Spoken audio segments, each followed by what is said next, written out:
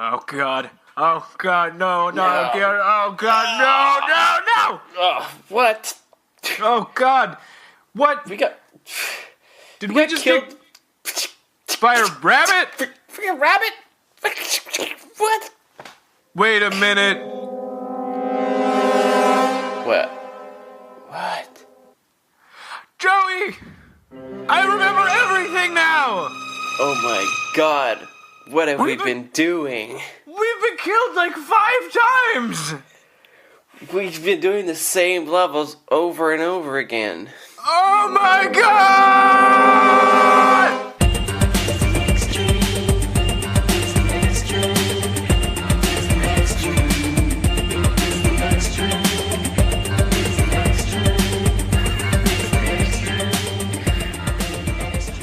Welcome back to another episode of Extreme, everyone. My name is Zach. My name is Joey. And this is a podcast where we dig deep on your favorite video games and have realizations! Realizations! Hashtag. Okay, so for everyone wondering, that's not all that bad. Everybody Having realizations? realizing that you've died multiple times in your life, and then you're like, oh shit! It was painful at first. Yeah. But then in that break that we had between the intro and right now, I've coped with it. Wow. I know. That is some coping skill. I know, what can I say? Brush my shoulder, brushing sound effect, and done. Super!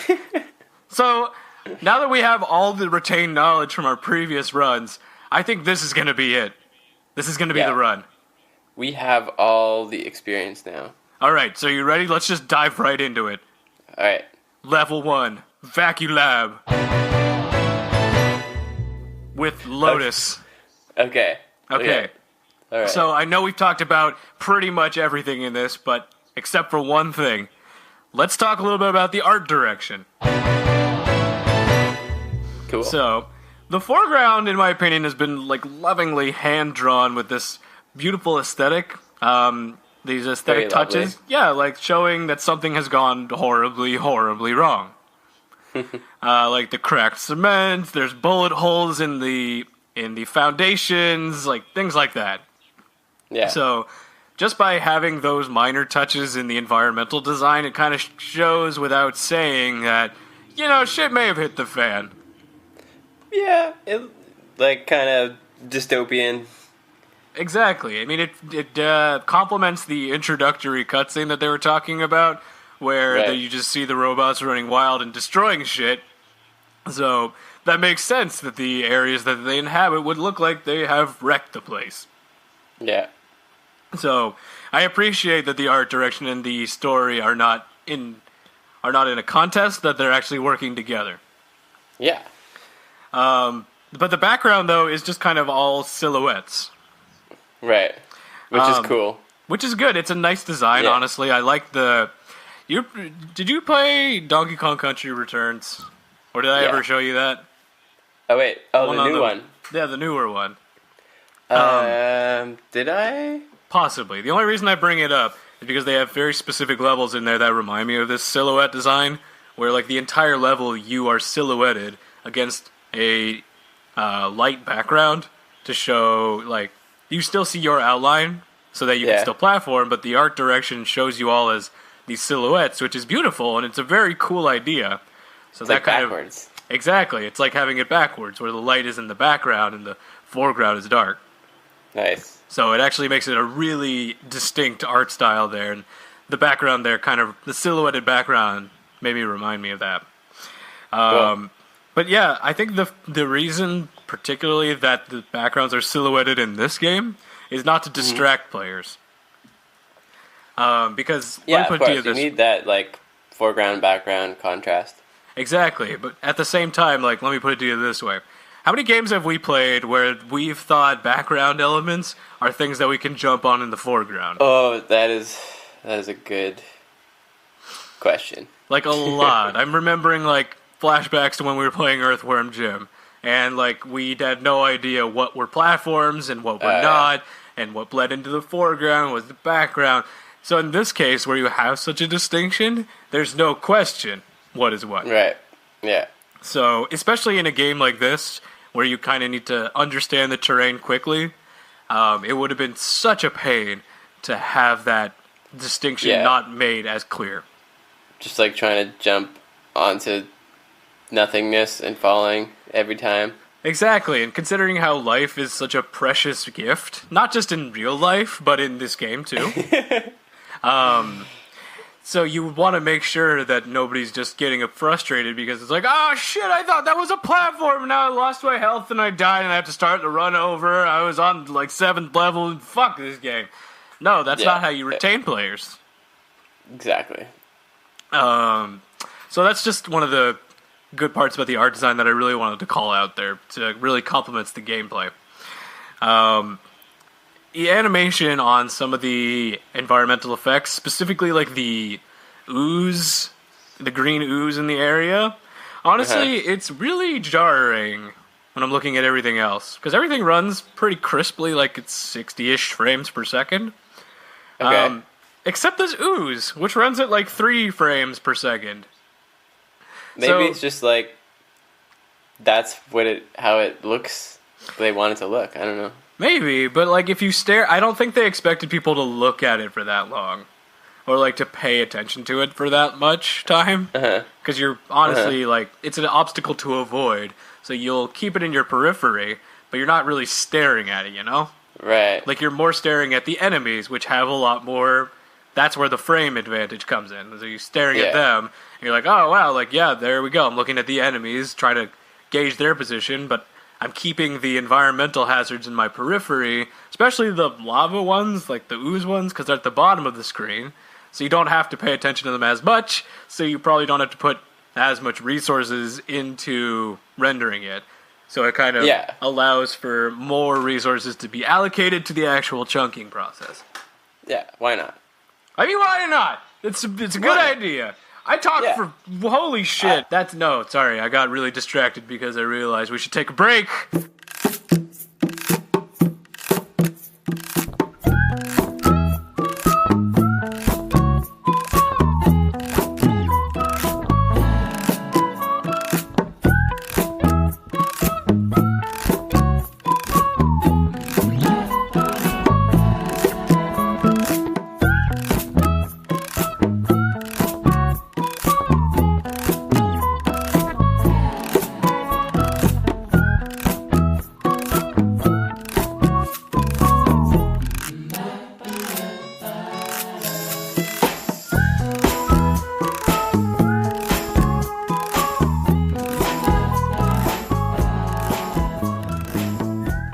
Here we go.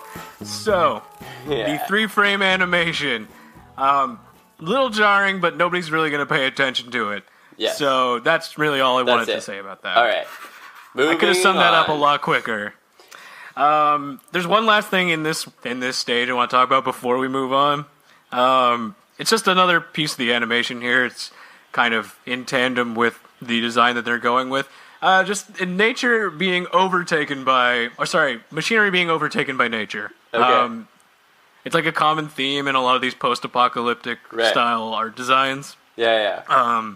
No different here, but I wanted to call it out that it is something that's being thrown in there, where, again, you know, the tenacity of nature will overcome the man-made machinery. Right. But I wanted to call out that art design choice. Yeah, that's cool. I like it. Damn it. Level 2! Let's talk about Sky Temple and Eternal Star. Right. Again, we already talked to death about these stages, but just a few minor things I wanted to call out. Mm-hmm. I noticed that in the actual design of the temple itself, there are these orange gemstones placed throughout the broken temple. Uh-huh. Like, if you look on the outline of it, it's kind of pasted with, you know, these orange gems and orange lines of energy, I guess? I'm not sure. Okay. I guess the orange gemstones, I looked it up, could be citrine. That's a gemstone name. Citrine? So, yeah, like citrus, but like "ine." You know? Okay. Easy way to remember. Right. Citrine. So, I'm not quite sure if citrine has an electrical property to it, but it looks like in this version of it, it's giving off some kind of energy. Cool. I'm wondering if that perhaps is what's keeping the Sky Temple afloat. Ooh, some sort of energy thing. Yeah, perhaps, because, I mean, even the floating platforms have the gems in the middle themselves. Oh, nice. And I looked up, like, yellowish gem, and the first thing that came up was citrine still. Huh. So it's just a lighter hue of citrine. So could just be that, these orange gems, the citrines, have, some kind of electrical properties that allows them to fly, at least in this universe. That's some, deep lore. Yeah, I couldn't find any use cases on Google about citrine being used in any electrical capacities to make things levitate in real life, but it's a video game, so let's allow it some slack. I concur. But I don't have a ton else to talk about in this level because we kind of talked about it to death, unless there's something you wanted to touch on in it. No, I'd say we move on. Okay, sounds fair. On to level 3. Level 3. Agony Sort and Perforator. Nice. So, like I mentioned before, kind of touching more on the art design in this run, I'm wondering if there's a connection between the art direction and potentially a deeper story that is there, or maybe, again, I'm digging way too deep into this. Mm-hmm. You guys let me know if we're doing that. Send us an email at itstheextreme@gmail.com. That's itsthegxstrem@gmail.com. And let me know. Matt Damon. Thanks for the sound effect. Awesome.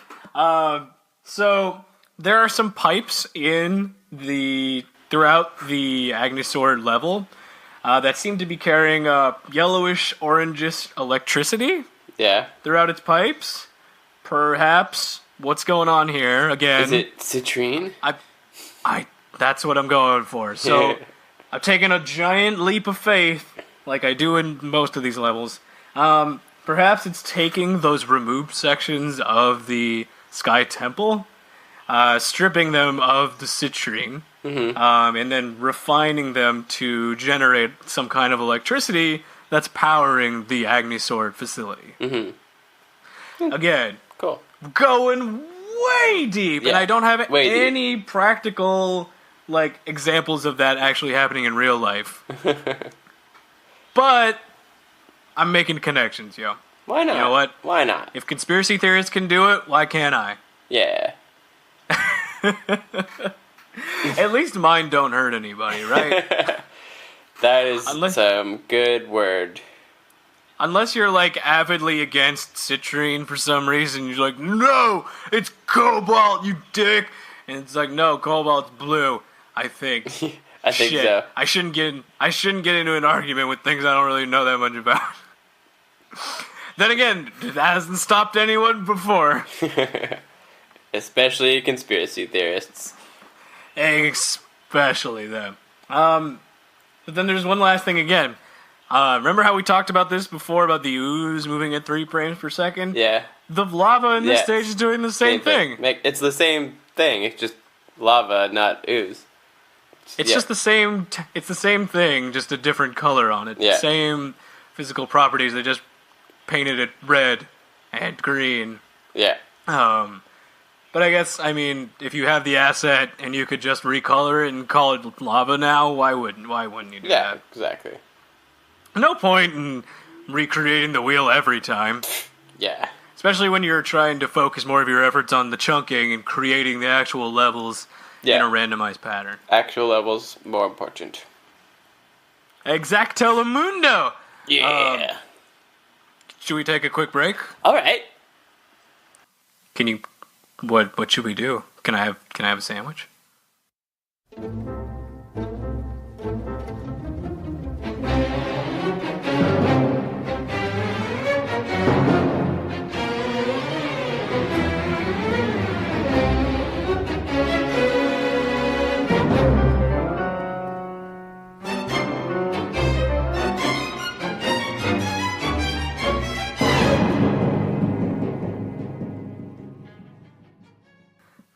right, level 4. Let's do it.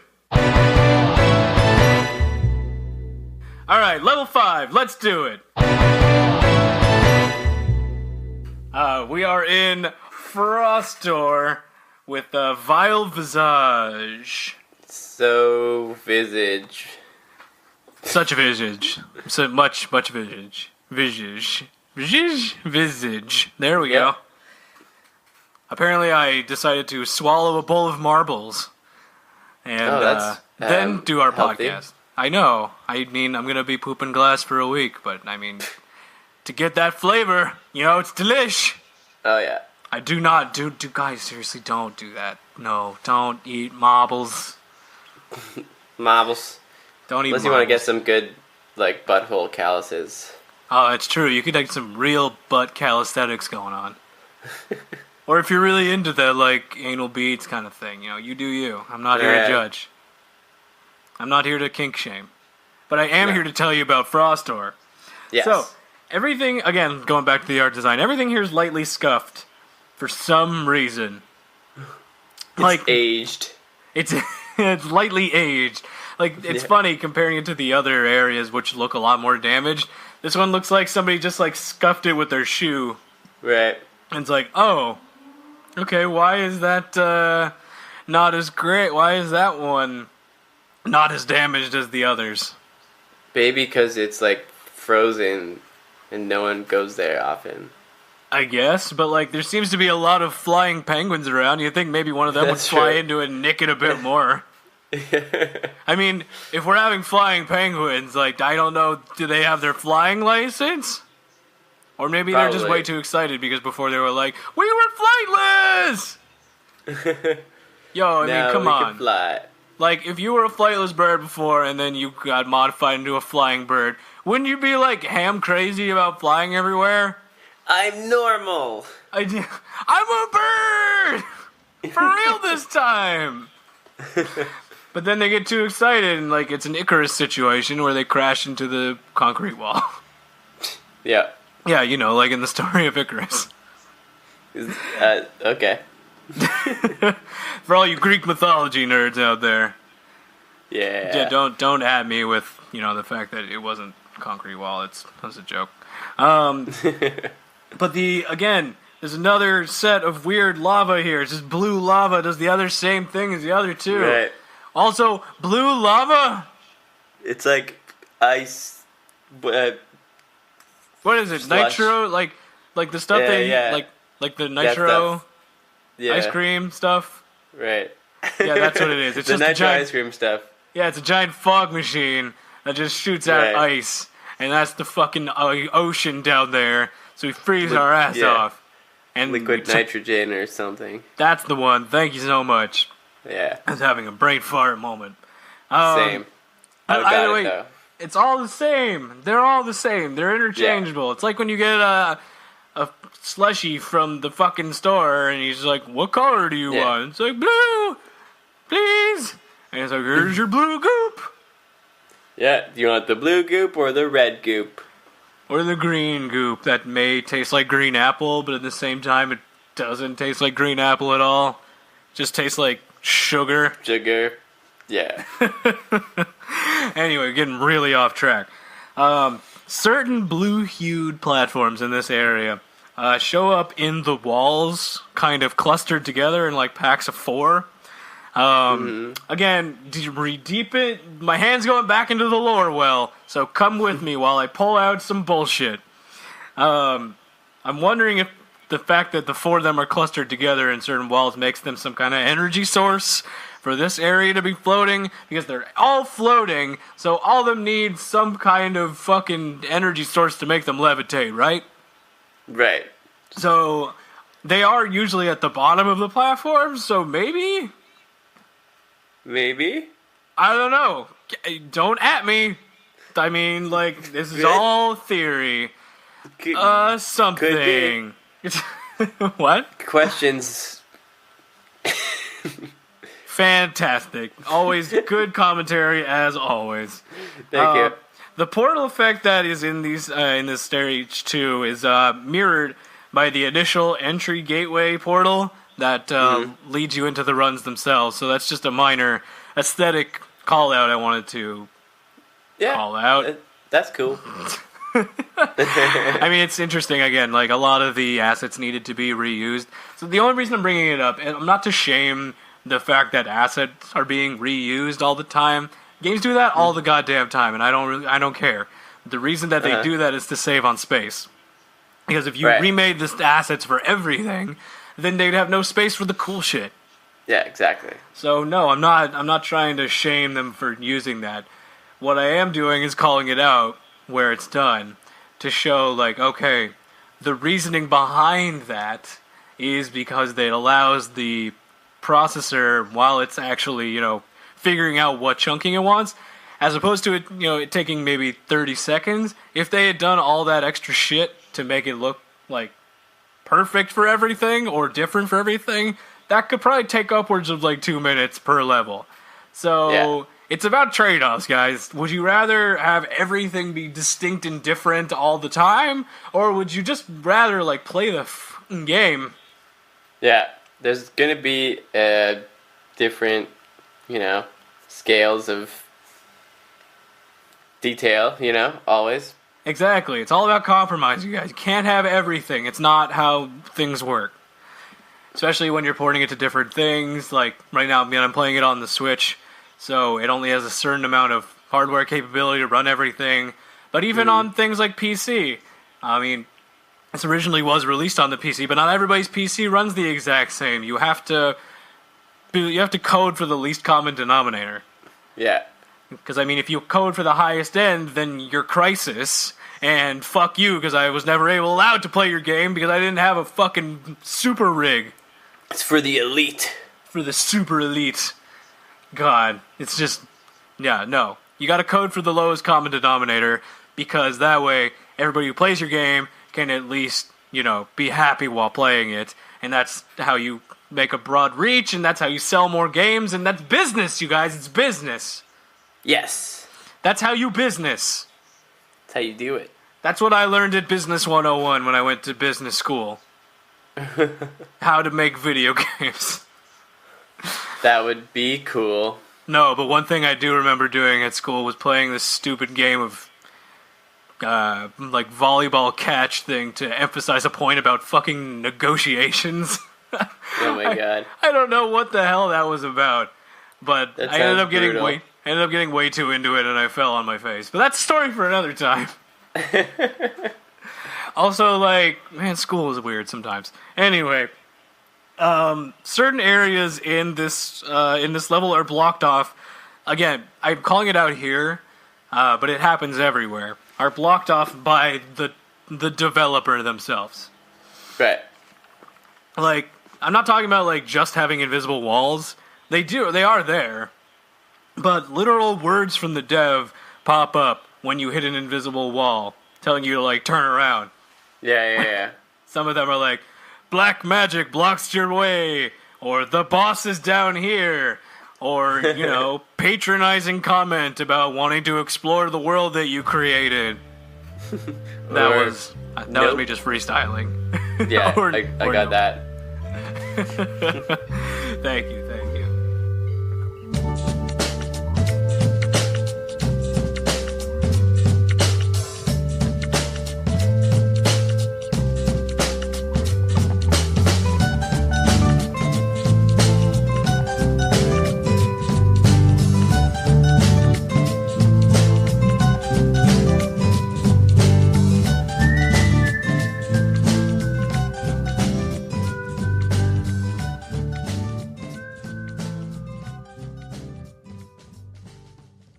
Level 6.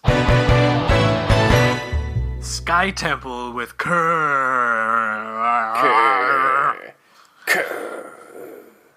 Whoa, you sounded a bit angry, a bit aggro. Calm it down there, buddy.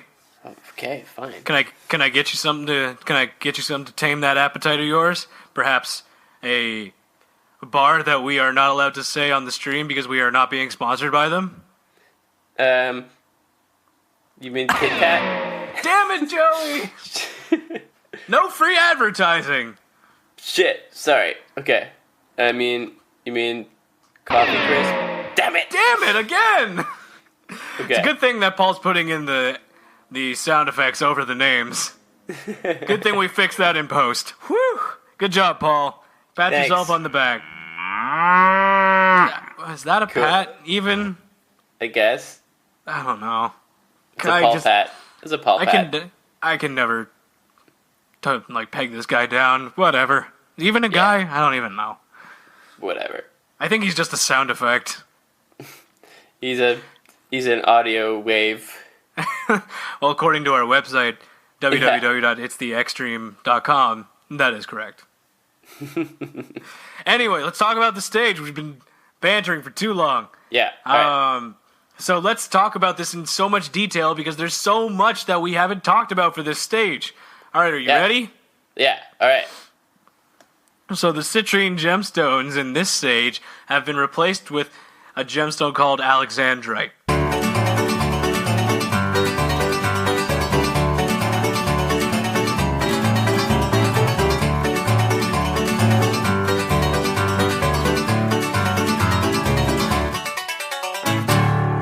All right, level 7. Wait, no!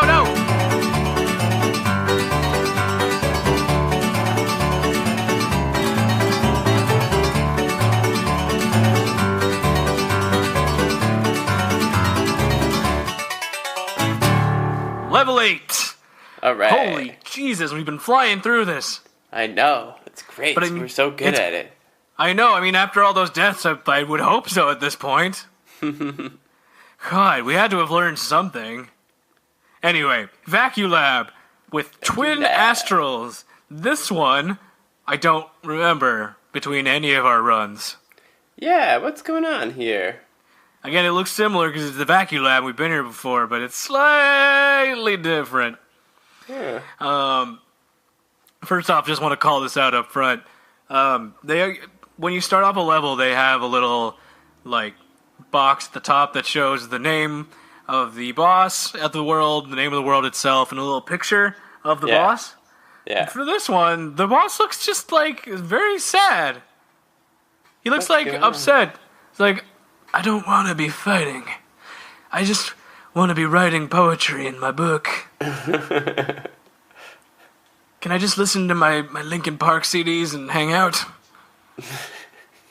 I heard Panic at the Disco has a new album and I want to listen. That sounds like such a poet. Oh my god.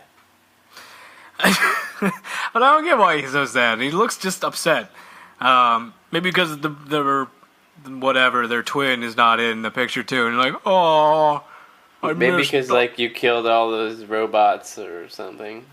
Maybe they're all just secretly besties, and then we murdered all of their friends. Yeah. They're like, oh man, why would you do that? Kerr owed me $10. Now I'm never gonna get that money.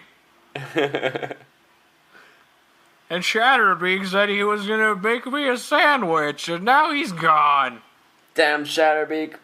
Everything's going wrong. Anyway, we can't dwell on that for too long. But the stage itself is fairly similar to the previous Vaculab stage that we talked about, so I'm not gonna tread over that too much. Right. But by virtue of us being in level 8 right now, everything in the chunks now have been multiplied to a much higher degree. Oh, so my God. A lot more lasers, a lot more precarious platforming challenges. Yeah. And just enemies everywhere. I hope you got an upgrade in that point that allows you to take out multiple enemies at once, or at least take the heed that when you do a charge shot, it takes out a lot of the smaller enemies at once. Mm-hmm. Because they're going to be coming at you like crazy. Yeah, you got to be good. Fodder detection needs to be on point.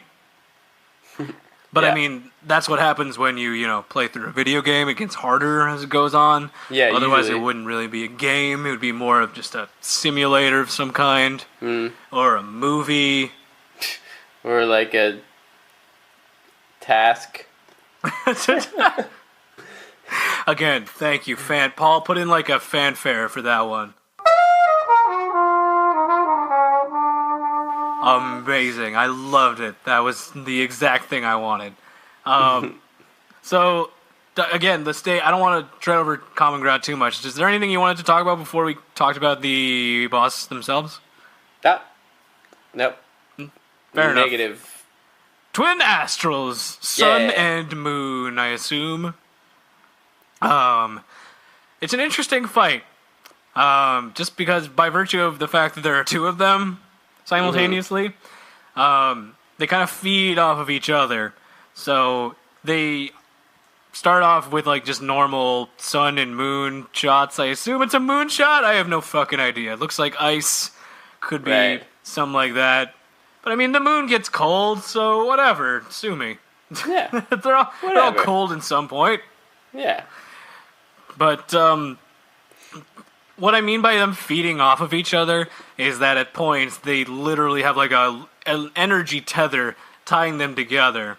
Now, I can't say for certain what it does, but I do think it, just from having fought them together, just kind of synergizes their attacks, or at least symbolizes the synergistic nature of their relationship. Right. Does it do damage to you if you touch it?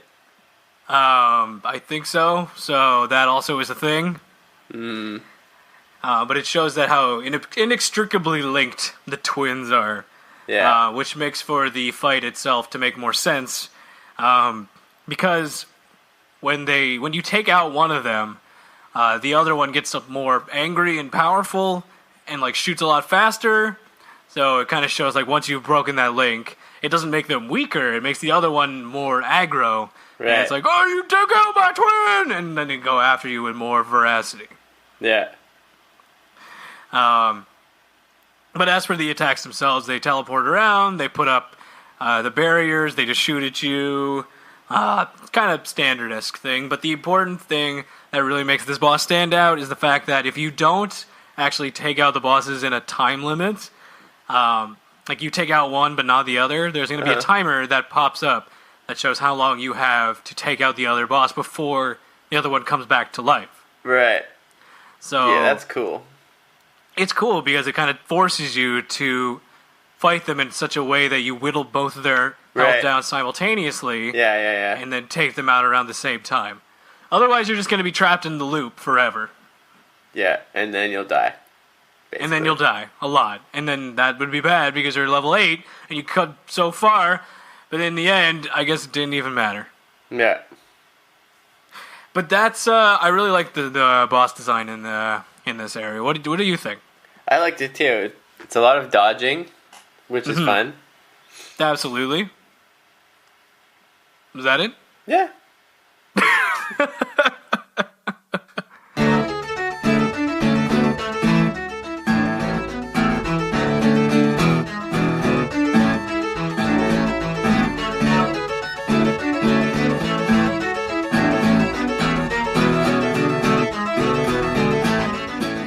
All right, we did it. Yes. All 8 bosses are done. Done. Let's do the end game. We got this. Yes. You see that? You see that portal over there that says onward? Yes. All right, before we jump in there, let's do our secret, amazing, awesome handshake All right. that gets us super psyched. Let's do this.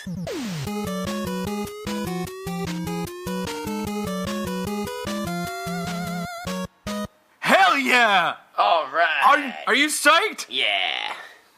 All right, let's Onward ho. do it.